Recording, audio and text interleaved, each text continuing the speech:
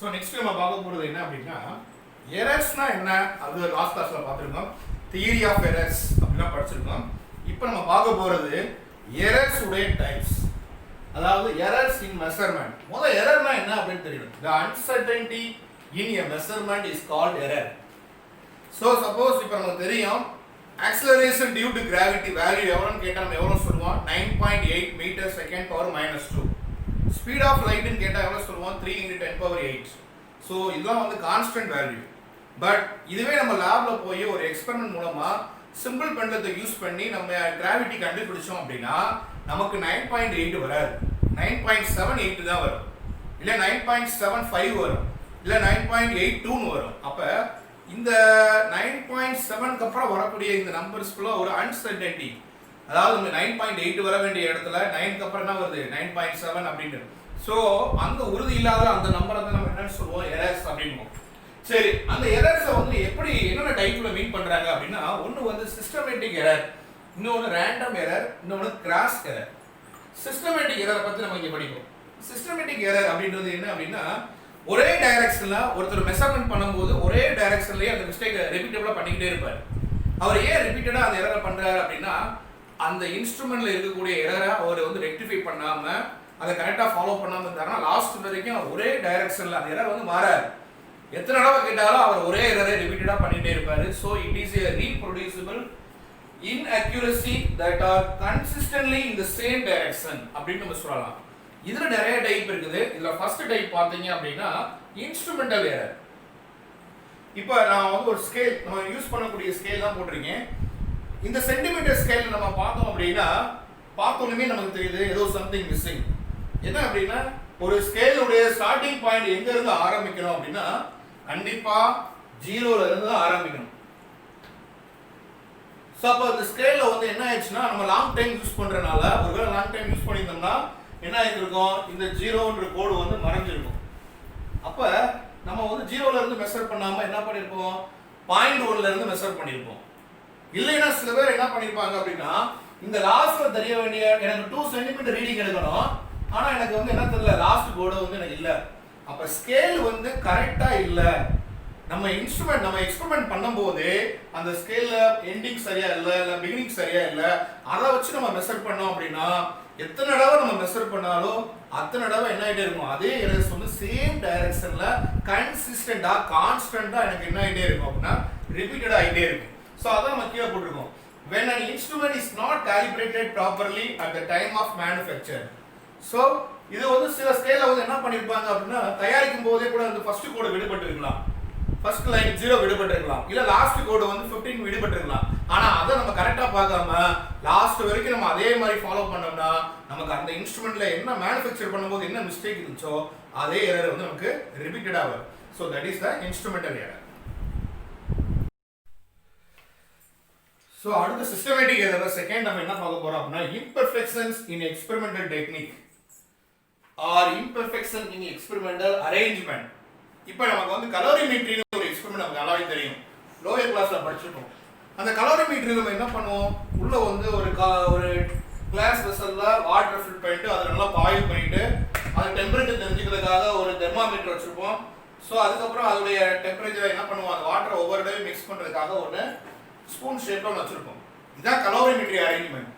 So இந்த கலோரிமீட்டரியை எதுக்குள்ள வச்சிருப்போம் அப்படின்னா ஒரு உட்டன் பாக்ஸ்குள்ள தான் கரெக்டாக வச்சிருப்போம். ஏன்னா அது உட்டன் பாக்ஸ் வந்து பிஹேவ் as இன்சுலேட்டர். அப்ப ஹீட் வந்து என்ன ஆகாது, does not radiate in all direction. எல்லா டைரக்ஷனுமே ஹீட் ரேடியேட் ஆக சேஃபா இருக்கும். அது ப்ராப்பர் அரேஞ்ச்மெண்ட். இத பார்த்தீங்கன்னா இப்போ பாருங்க, இந்த உட்டன் பாக்ஸ்குள்ள வைக்காம இந்த கலோரிமீட்டரை என்ன பண்ணிருக்கேன், ஓபன் அட்மாஸ்பியர்ல வைக்கிறேன். அப்ப எனக்கு என்ன ஆகும், heat radiate in all direction, heat emit, heat waste, heat என்ன பண்ணுவோம் எல்லா இடத்துலயுமே எனக்கு இங்க ரேடியேட் ஆகும். ஸோ அப்போ இந்த மாதிரி உள்ள எரர் இது வந்து ஒரு சிஸ்டமேட்டிக் தான். ஒன்ஸ் நம்ம இதை கரெக்டாக ரெக்டிஃபை பண்ணாமல் வச்சிட்டோம்னா அது என்ன ஆகிட்டே இருக்கும், எல்லா பக்கமும் டெம்பரேச்சர் வந்து வேஸ்ட் ஆகிட்டே தான் இருக்கும் ஃப்ரம் யூசிங் தி ஏர். இது ஒரு இம்பர்ஃபெக்ஷன். அடுத்து பாரு, personal error due to the imperfect or improper initial setting. இப்போ உதாரணத்துக்கு நம்ம வந்து ஒரு வீடியோ எடுக்கிறோம், இல்லை ஒரு ஆடியோ எடுக்கிறோம், இல்லை சம்திங் ஏதோ ஒரு சம்திங் பண்ணுறோம் அப்படின்னா இனிஷியலாகவே நம்ம என்ன பண்ணுவோம், போய் என்ன பண்ணுவோம், அது பிரைட்னஸ் எவ்வளவு, வால்யூம் எவ்வளோ ஃபிக்ஸ் பண்ணணும், அந்த வீடியோடைய ஹைட் எவ்வளோ இருக்கணும், அதோட லென்த் பிரெத் எவ்வளவு இருக்கணும், இதெல்லாம் நம்ம இனிஷியலா செட் பண்ணிட்டு தான் நம்ம இந்த வீடியோ எடுக்க ஆரம்பிப்போம். ரைட்டா? இல்லைன்னா என்ன பண்ணுவோம், இந்த வீடியோவுடைய லென்த் எவ்வளவு, அப்படிதானே, ஒரு யூடியூப்ல போட போறோம் அப்படின்னா லென்த் எவ்வளவு, டைம் என்ன, எவ்வளவு நேரத்துக்குள்ள முடிக்கணும். ஸோ இதெல்லாம் ப்ராப்பர் செட்டிங். இதெல்லாம் பர்சனலா பண்றவங்க யார் பண்றாங்களோ அவங்க பர்சனலா இது என்ன பண்ணணும், இதெல்லாம் பண்ணணும். அப்படி நம்ம இம்ப்ராப்பரா இதெல்லாம் செட்டிங் பண்ணாம வச்சுட்டோம் அப்படின்னா ஸோ நம்ம எதிர்பார்க்குற ஒரு பிரைட்னஸோ ஒரு எதிர்பார்க்குற ஒரு ஆடியோ குவாலிட்டி, ஒரு வீடியோ குவாலிட்டி அந்த கேமரால அந்த பர்டிகுலர் வீடியோவில் வராது. ஸோ அதெல்லாம் என்ன சொல்றாங்க அப்படின்னா இம்ப்ராப்பர் இனிஷியல் செட்டிங். ஈவன் நீங்க வெர்னியர் காலிபர் யூஸ் பண்ணியிருப்பீங்க, அதுலேயும் நம்ம என்ன பண்ணணும் அப்படின்னா இந்த இன்ஸ்ட்ருமெண்ட்டை யூஸ் பண்ணுறதுக்கு முன்னாடி அதில் 0 எரர் ஒன்று இருக்கும். அந்த 0 எரரை கரெக்டாக செட் பண்ணி வச்சுட்டு அதுக்கப்புறம் செய்ய ஆரம்பிக்கணும். ஒருவேளை நீங்கள் எரரை கரெக்டாக ஃபிக்ஸ் பண்ணாமல் பண்ணீங்க அப்படின்னா லாஸ்ட் வரைக்கும் அந்த எரர் வந்து அதில் கன்சிஸ்டண்டாக வந்துக்கிட்டே தான் இருக்கும். அண்ட் ஃபோர்த் ஒரு சிஸ்டமேட்டிக் எரர் என்ன அப்படின்னா errors due to the external cause. So என்னதான் நம்ம ஒரு எக்ஸ்பெரிமெண்ட்டை கரெக்டாக பண்ணாலும் அதை நம்ம என்ன பண்ணுறது அப்படின்னா சில நேரம் நம்ம எக்ஸ்பெரிமெண்ட் பண்ணிக்கிட்டே இருப்போம். அந்த எக்ஸ்பெரிமெண்ட் பண்ற அந்த ஆர்வத்தில் நம்ம என்ன பண்ணுவோம் அப்படின்னா இப்போ இங்க சொன்ன அதே எக்ஸ்பெரிமெண்ட் தான், இதே ப்ராப்பர் கலோரிமீட்டர் இல்லையா, இந்த கலோரிமீட்டர் நம்ம என்ன பண்ணிடுவோம் அப்படின்னா ஒரு ஞாபகம் மறதியில் என்ன பண்ணுவோம் அப்படின்னா அந்த உட்டன் பாக்ஸ்ல வைக்கிறதுக்கு பதிலாக வெளியில வச்சிருவோம். அப்ப வெளியில வச்சுட்டோம் அப்படின்னா என்ன ஆகும், ஆல்ரெடி அதுக்குள்ள ஒரு பர்டிகுலர் டெம்பரேச்சர் இருக்கும். ஓப்பன் அட்மாஸ்பியர் ஒரு வெயில்ல போய் வச்சீங்கன்னா அந்த வெயில்ல இருந்து வரக்கூடிய அந்த டெம்பரேச்சர் உள்ள போய் இது மிக்ஸ் ஆகி இப்போ டெம்பரேச்சர் அதிகமாக வாய்ப்பு இருக்கு. இல்ல கூலான இடத்துல வச்சீங்க அப்படின்னா டெம்பரேச்சர் வந்து குறையிறதுக்கு வாய்ப்பு இருக்கு. ஸோ அப்போ வெளியில இருந்து வரக்கூடிய ஒரு ப்ரெஷரோ ஒரு டெம்பரேச்சரோ இல்லை ஒரு ஏர் மாலிகுல்ஸோ என்ன பண்ணும் அப்படின்னா நம்ம வச்சிருக்க எக்யூப்மெண்ட்ஸை அஃபெக்ட் பண்ணும். இதுதான் வந்து எக்ஸ்டர்னல் காசஸ். ஸோ இதுவும் என்ன பண்ணும், ஒரு எரர்ஸை ஃபார்ம் பண்ணுறதுக்கு ஒரு பாசிபிலிட்டிஸ் இருக்கு. இதுவும் ஒரு சிஸ்டமேட்டிக் தான். ஒன்ஸ் நம்ம கரெக்டாக பண்ணாமல் விட்டுட்டோம்னா லாஸ்ட் வரைக்கும் இது மெயின்டைன் ஆகிட்டே இருக்கு. அடுத்து பாருங்க லீஸ்ட் கவுண்ட். சரி, இப்போ நம்ம படிச்சோம் least count is the smallest measurement value by the any device. நம்ம எந்த டிவைஸ் யூஸ் பண்ணாலும் அந்த லீஸ்ட் கவுண்டை கரெக்டாக தெரிஞ்சுக்கிறணும். இப்போ ஃபார் எக்ஸாம்பிள் நம்ம ஒரு ஆர்டினரி ஸ்கேலை யூஸ் பண்ணுறோம் அப்படின்னா அந்த ஸ்கேலில் ஃபர்ஸ்ட் வந்து 0ன்னு தெரியும். அடுத்து நெக்ஸ்ட் லைனை எப்படி நம்ம ரீட் பண்ணுவோம், 0.5 சென்டிமீட்டர், அடுத்து 1 சென்டிமீட்டர், 1.5 2 சென்டிமீட்டர். இதே மாதிரி தான் நம்ம ப்ரொட்ராக்டர் யூஸ் பண்ணும்போது ஃபர்ஸ்ட் நம்ம என்ன சொல்லுவோம் 0 டிகிரி, ஸோ அடுத்து 0.5 டிகிரி, 1 டிகிரி, 1.5 2 2.5. ஸோ இது வந்து ஸ்பெக்ட்ரோமீட்டர்ல. ஸோ இப்போ இந்த மாதிரி ஒரு எந்த எக்யூப்மெண்ட்ஸ் யூஸ் பண்ண போறோமோ அந்த எக்யூப்மெண்ட்ஸ் உடைய லீஸ்ட் கவுண்ட் வேல்யூ கரெக்டாக தெரிஞ்சாதான். அதே மாதிரி தான் நம்ம ஸ்க்ரூ கேஜ்லயுமே பண்ணுவோம்.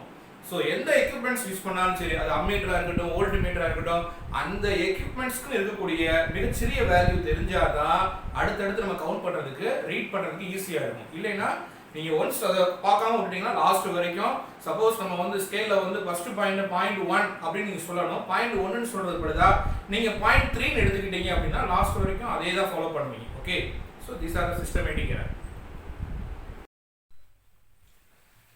ஸோ அடுத்து எரர்ஸ் உடைய டைப்ல நம்ம நெக்ஸ்ட் பார்க்க போகிறது என்ன, இது வரைக்கும் சிஸ்டமேட்டிக் எரர் பார்த்தோம் இல்லையா, அடுத்து பார்க்க போகிறது ரேண்டம் எரர். சிஸ்டமேட்டிக் எரர் வந்து சேம் டைரக்ஷன்ல கன்சிஸ்டண்டா ப்ரெடிக்டபிளா இருக்கும், ரைட்டா? பட் அதுக்கு நேர் ஆப்போசிட் இது வந்து ஒரு அன்பிரடிக்டபிள் வேரியேஷன்.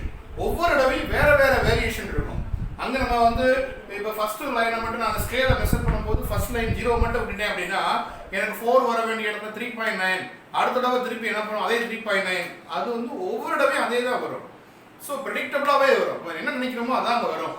ஆனா ஸோ இங்க வந்து அன்பிரடிக்டபிள், நம்மளால இந்த எரர்ஸை வந்து கணிக்க முடியாது, ஏன் வருது எதுக்கு வருது சொல்ல முடியாது, ரைட்டா? ஸோ ஏன்னா டெம்பரேச்சர் மேபி அதை அஃபெக்ட் பண்ணலாம், ப்ரெஷர் அஃபெக்ட் பண்ணலாம், இல்லை ஏர் பார்ட்டிகல் அஃபெக்ட் பண்ணலாம், இல்லை சம்திங். ஸோ அப்போ இது எதுவுமே சொல்ல முடியாதனால இதை வந்து பை சான்ஸ் எரர் அப்படின்னு கூட சொல்லலாம். So random error is also called as the chance error. இந்த ரேண்டம் எரர்ஸ் வந்து என்ன பண்ணோம், டைரக்ஷன் வந்து ரேண்டமா இருக்கும். So it has the unknown, இது எதனால ஏற்படுது அப்படின்றது இதோடைய காரணமும் நமக்கு தெரியாது, ரைட்டா?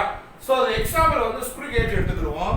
இப்போ ஒரு வயருடைய லென்த்தை நான் மெஷர் பண்ண சொல்றேன், வயருடைய நம்ம திக்னஸை மெஷர் பண்றோம். அப்படி திக்னஸை மெஷர் பண்ணும்போது இந்த திக்னஸ் ஆஃப் த வயர் வந்து என்னது அப்படின்னா ஒரிஜினலா வந்து சம்திங் இருக்கும். நான் மெஷர் பண்ண ஃபர்ஸ்ட் டைம் பண்றப்ப 2.51 mm வருது. ஸோ அடுத்த தடவை மெஷர் பண்றப்ப 2.52 mm வருது. ஸோ அடுத்து 2.53 2.50. அப்ப 4 தடவை எனக்கு வேற வேற வேற வேற கன்சிஸ்டண்டா ஒரே மாதிரி வரவே இல்லை, அன்பிரடிக்டபிளா அன்னோனா வேற வேற வந்துட்டே இருக்கு. அப்ப இந்த எரர்ஸை வந்து நான் கரெக்ட் பண்ணணும். இது கரெக்டா இல்லையா, இது எப்படி கரெக்ட் பண்றது? அப்புறம் என்ன பண்ணணும், அரித்மெட்டிக் மீன் எடுக்கணும். அரித்மெட்டிக் மீன்னா நான் எத்தனை தடவை இதை செஞ்சு பார்த்துருக்கேன், 4 டைம்ஸ். அந்த 4 டைம்ஸ் செஞ்சதை அந்த 4 வேல்யூவையும் ஆட் பண்ணி 4 ஆல டிவைட் பண்ணணும். எத்தனை தடவை அந்த எக்ஸ்பெரிமெண்ட் பண்றோமோ அத்தனை தடவை பண்ணி அத்தனை தடவையா டிவைட் பண்ணோம்னா நம்ம என்ன பண்ணலாம், இந்த ரேண்டம் சான்ஸ் எரரை, அன்னோன் எரரை நம்ம என்ன பண்ணலாம், ரெக்டிஃபை பண்ணலாம். Okay,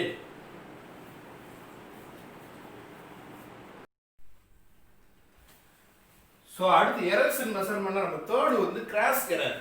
so first systematic error பார்த்தோம். சிஸ்டமேட்டிக் எரர் வந்து கன்சிஸ்டண்டா ப்ரெடிக்டபிளா சேம் டைரக்ஷன்ல இருக்கும். ஸோ அடுத்து ரேண்டம் எரர் பார்த்தோம். அது வந்து இன்கன்சிஸ்டண்டா அன்பிரடிக்டபிளா ரேண்டம் டைரக்ஷன்ல, ஸோ சேம் டைரக்ஷன், இது ரேண்டம் டைரக்ஷன். அடுத்து கிராஸ் எரர்.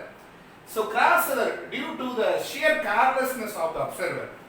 ஸோ ஒரு எக்ஸ்பெரிமெண்ட் பண்ணும்போது அந்த எக்ஸ்பெரிமெண்ட்டை நம்ம என்ஜாய் பண்ணி நம்ம அப்படி படித்தோம் அப்படின்னா மெஷர் பண்ணும்போது நமக்கு எந்த விதமான எரர்ஸுமே வராது, கரெக்டாக பண்ணலாம்.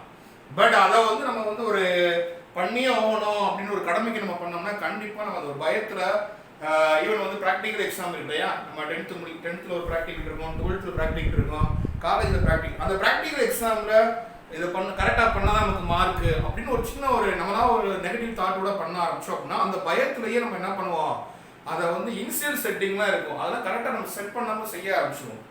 ஸோ அப்போ due to the carelessness of observer, யார் அப்சர்வ் பண்ணுறாங்களோ அவங்களுடைய கேர்லெஸ் தான் இது மெயின் காரணமே. ஸோ அவங்க என்ன பண்ணுறது கிடையாது அப்படின்னா, இப்போ ஒன்றும் இல்லை, நான் வந்து ஒரு ட்ராவலிங் மைக்ரோஸ்கோப் என் கண்ணு முன்னாடி இருக்கும், தூரத்தில் ஒரு சின்ன பின்னு வச்சுருப்பாங்க. இந்த பின்னை நான் வந்து என்ன பண்ணணும் அப்படின்னா இந்த டிராவலிங் மைக்ரோஸ்கோப் வச்சு நான் ஃபோக்கஸ் பண்ணணும். நான் ஃபோக்கஸ் பண்ணணும் அப்படின்னா முதல்ல நான் என்ன பண்ணியிருக்கணும், டிஸ்டன்ஸில் ஒரு ஆப்ஜெக்டை பார்த்து அதோடைய அதாவது கிளாரிட்டியை கரெக்டாக செட் பண்ணணும். ஈவன் ஸ்பெக்ட்ரோமீட்டர்லையுமே அப்படி நம்ம பண்ணுவோம். இல்லை நீங்கள் வந்து லேபில் பண்ணுவீங்க, யூவி மெத்தட், கான்வெக்ஸ் லென்ஸை யூஸ் பண்ணி டிஸ்டன்ஸ் ஆப்ஜெக்ட் மாதிரி கண்டுபிடிப்பீங்க, ரைட்டா?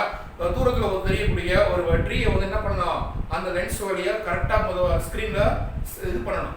எந்த டிஸ்டன்ஸில் வச்சா கரெக்டாக வந்து அந்த ட்ரீ வந்து அதோட இமேஜ் வந்து ஸ்க்ரீனில் விழுகுது அப்படின்னு முதல்ல நம்ம அதெல்லாம் கண்டுபிடிக்கணும்.